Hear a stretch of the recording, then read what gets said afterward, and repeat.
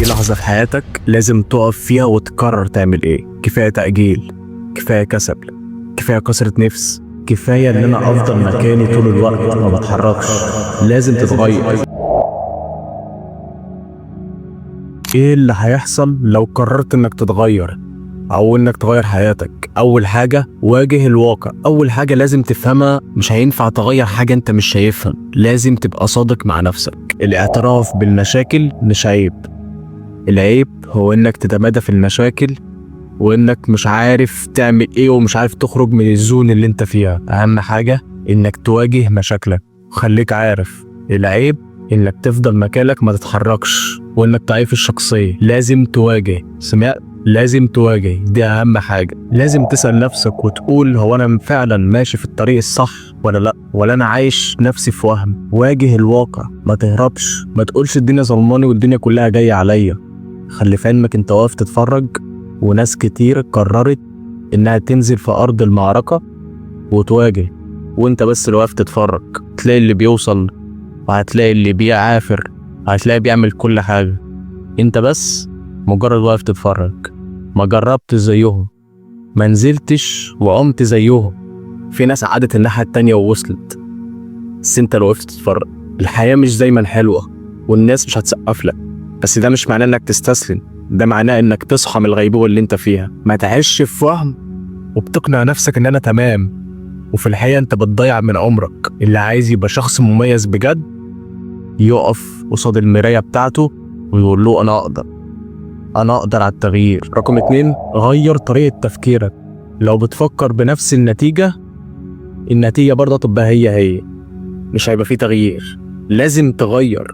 ما نفعتش المرة دي تنفع المرة الجاية. الخطة دي ما نفعتش نغيرها ونشوف اللي بعدها. هي الحياة كده، لازم معافرة ولازم استمرارية ولازم كل حاجة. طريقتك في التفكير هي سبب وضعك الحالي. لو عايز تغير حياتك لازم تبدأ من دماغك، دي اللي هتوديك في حتة تانية. كل اللي انت بتحققه في حياتك من انجازات او من نجاحات من دماغك هي اللي هتوصلك في حتة انت ما كنتش متخيلها، بس انت تفكر صح. وانت لو بتقول لنفسك انا مش نافع، لما يجي عليك لحظة فشل كده او يأس، بتقول لنفسك انا مش نافع. كل ما اعمل حاجة مش نافع فيها، كل ما اخش في حاجة مش نافع فيها، يبقى انت بتقنع نفسك وبتشحن نفسك جواك انك فعلا بجد مش نافع. الكلام السلبي في نفسك ده غلط. ولما تقول لنفسك انا هنجح، لا انا هقدر، ما نفعتش المره دي، يبقى الفيديو الجاي هيبقى كويس. البلان اللي دلوقتي ما نفعتش، يبقى المره الجايه تبقى كويسه. بتدي نفسك طاقه ايجابيه، تشحن نفسك طاقه ايجابيه. لانك لو ما غيرتش طريقه تفكيرك هتعيش نفس اليوم كل يوم، وهتكتشف بعدين اللي عمرك راح هدر وانت واقف مكانك. ازاي طيب نغير طريقه تفكيرنا؟ امسح من دماغك كلمة اسمها مستحيل، أو كلمة إن أنا مش قادر أو أنا مش هقدر. لازم تحط في دماغك إن أنا هنجح عافية. غير نظرتك لنفسك، هتشوف العالم بطريقة مختلفة. شوف نفسك كبير، الناس هتشوفك كبير. لو شفت نفسك قليل، الناس هتشوفك قليل. الموضوع مرتبط بيك أنت وبعقليتك ومن كلامك مع نفسك. العادات يساوي مصيرك. اللي احنا بنقوله دلوقتي أو اللي احنا بنقوله كل يوم، ده اللي احنا بنرتبه. اللي انت عايز تبقى فين بعد سنة، بعد شهر، بعد اسبوع. انت عايز تبقى فين؟ طيب ليه العادات يساوي مصيرك؟ لان بمعنى اصح العادات اقوى من الحماس. الحماس بيجي عليه وقت وتفقد فيه شغفك او تفقد فيه حماسك، لكن العادات هي دي المستمرة معاك. العادات اللي احنا تصحى بدري، العادات اللي انت تقرا، العادات اللي انت تنزل الجيم، عادات يومية انت ما تقدرش تستغنى عنها. انك تصلي، كل الكلام ده. مثال بسيط، انت ممكن تتمرن يوم بسبب الحماس، انك لسه اول مرة عايز تنزل الجيم وتتمرن وبتاع، لكن لما تيجي تكررها كل يوم هتزهق، ترمي النيلة. ما بيحبش الروتين اليومي اللي هو معقد، اللي هو اتمرن وكل يوم اتمرن، كل يوم بنفس الجدول، كل يوم بنفس الاكل الصحي اللي انا باكله. لكن العادة هي دي اللي عايشة معاك. العادة هي اللي هتخليك رياضي. العادات هي اللي بتبني شخصيتك. ما تتفاجئش انك بقيت شخص رياضي من العادات اللي انت بتعملها. ما يتفاجئش اللي انت بقيت ربنا كرمك من وسع من العادات اللي انت بتعملها. انت ما بقيتش فاشل فجأة ولا هتبقى ناجح صدفة.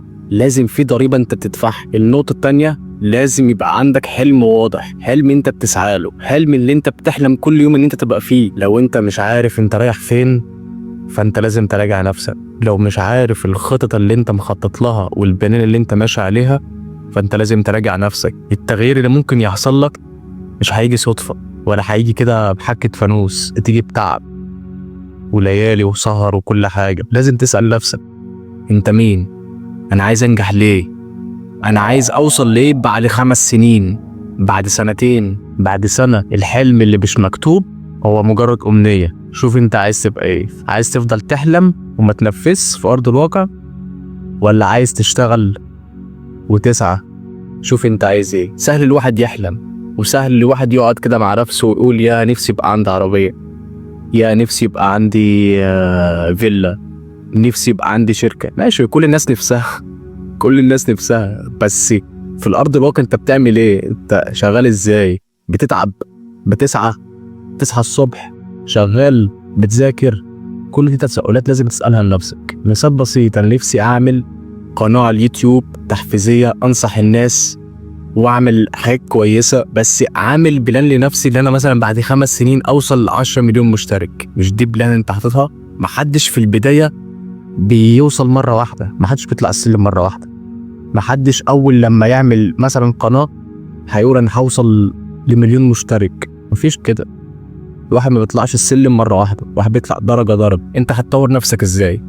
فيديوهاتك هتتطور ازاي؟ فيديو ورا التاني ورا التالت هتلاقي فيديو ضرب معاك، ويمكن ربنا كرمك فيه علشان انت بتتعب. اللي ما عندوش حلم عايش في الحياة ميت، زي ما بيقولوا بياكل ويشرب وينام. ممكن يكون انت شاب ذكي وعندك طموح وبتحلم، بس كل مشكلتك انك قاعد مع ناس سلبية، قاعد مع ناس مش شبهك بيحبطوك، فطبيعي هم هيشدوك لورا من غير ما انت تاخد بالك. لو انت من نوعية الناس بتتأثر بسرعة، لو حواليك ناس بيشتكوا، فانت غصب عنك هتتهد، هيبقى ما عندكش شغف. لو انت عايش حواليك في مشاكل، غصب عنك لو انت شخصية مثلا ما بتعرفش تقاوم بسرعة وترجع بسرعة، هتسحبك لورا. وفي أسئلة من ضمن الأسئلة الكتير وبتقول انت تبقى مين؟ انت مين عشان تنجح؟ الأحلام دي كبيرة عليك، في ناس غيرك حاولوا وفشلوا. ما تصدقش كلام حد، ما تصدقش كلام حد. انت عارف انت مين. وفي ناس بيدوك طاقة إيجابية، يقول لك احنا وراك، احنا في ظهرك، حاول المرة التانية، انا واثق فيك. الكلام ده كله، الكلام ده مش هاي. لما يجي حد يقول لك انا في ظهرك، انا وراك، انا واثق فيك، انت هتوصل لأبعد من كده. نجحت في حاجة صغيرة جدا، هو هيقول لك انت اكبر من كده بكتير وهتوصل لحاجة اكتر من كده. كل ده بيأثر جواك. فرق كبير، صح؟ فرق كبير بين الناس اللي عايزين يشدوك لورا وبين الناس اللي عايزة تشحنك. علشان كده البيئة اللي حواليك ممكن تصنعك وممكن تكسرك وتهدك. هتقابلك في الحياة مشاكل كتيرة، بس الجدع والبطل اللي بيعرف يواجه وبيعرف يخرج منها. لو ما لقيتش حد بيشجعك، انت شجع نفسك. كلامك لنفسك بيأثر فيها. هشوفكم في فيديو جديد.